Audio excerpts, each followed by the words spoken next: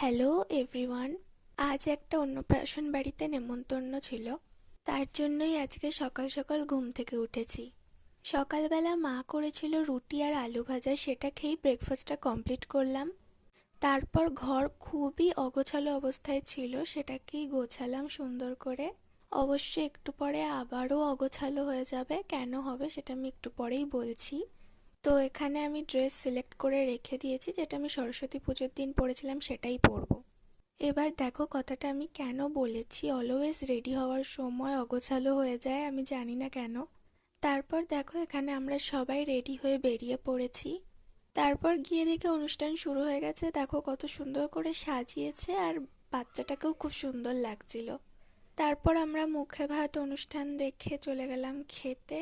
তো খাওয়া দাওয়া শেষ করে গল্পগুজব করে অনেক অনেক ফটো তুলে আমরা রাত 8টায় বাড়ি ফিরে আসলাম।